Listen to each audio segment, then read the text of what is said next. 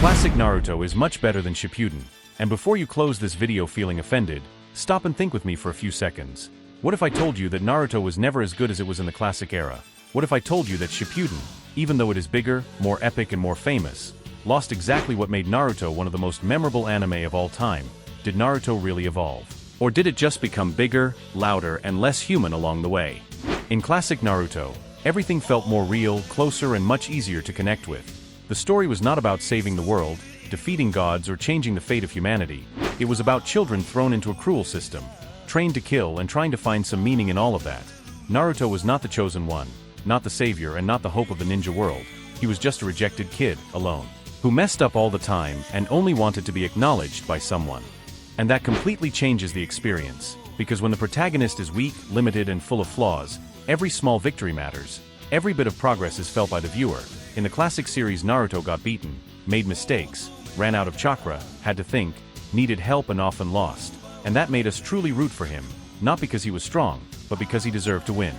The conflicts in classic Naruto were also much simpler, yet far more impactful.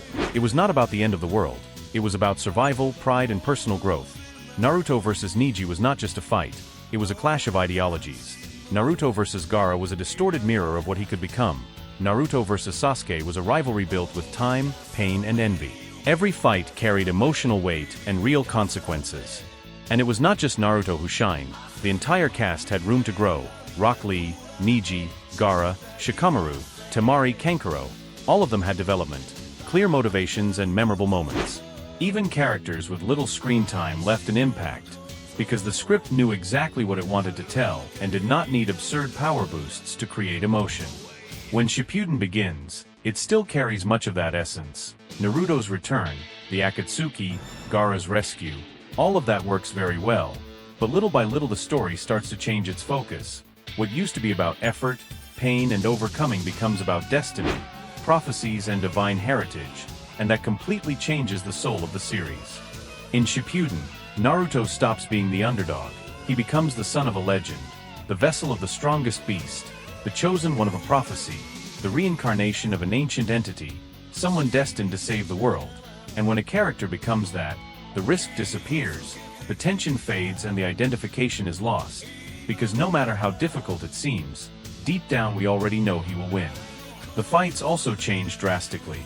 In the classic series, every battle had strategy, movement reading, traps, and smart use of abilities. In Shippuden, many fights turn into giant explosions, endless transformations, and powers that appear out of nowhere. Chakra stops being a limited resource and becomes practically infinite, and that breaks the sense of danger that existed before. Another serious problem in Shippuden is how secondary characters are abandoned. Those who once had spotlight become background characters. Those with great potential simply disappear from the story. Rock Lee, Neji, Kiba, Shino, and so many others are reduced to quick scenes or irrelevant moments. Everything starts revolving around a few extremely overpowered characters, which weakens the ninja world that once felt alive and diverse. And when everything becomes too big, the emotion is lost. In the classic series, a simple Chunin exam was enough to create absurd tension, because any mistake could mean death. In Shippuden, we have massive wars with thousands of ninjas, but very few truly impactful deaths, because the script no longer treats danger the same way. Everything feels exaggerated and at the same time empty. Many people try to justify this by saying it is just nostalgia, but it is not. Nostalgia does not explain script structure, character development, and smart use of conflict. Classic Naruto knew how to work with silence, tension, frustration, and gradual growth, while Shippuden increasingly bet on grandiosity, spectacle, and absurd power scaling. That does not mean Shippuden is bad, far from it. It has incredible moments, memorable fights, and emotional scenes. But when we analyze the series as a whole, it becomes clear that the heart of Naruto, what made us fall in love with the story, is in the classic era, in that simpler, more human, and much more genuine phase. Classic Naruto did not need gods, prophecies, or infinite powers to be amazing. It only needed well-written characters, real conflicts, and sincere emotions.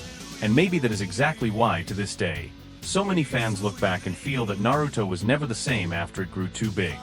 Now I want to know from you, did Naruto get better when it evolved into Shippuden, or did it lose the essence that made everyone fall in love with it in the beginning?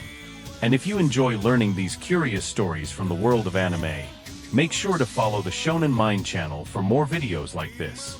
Here, we explore the hidden side of the anime that shaped generations.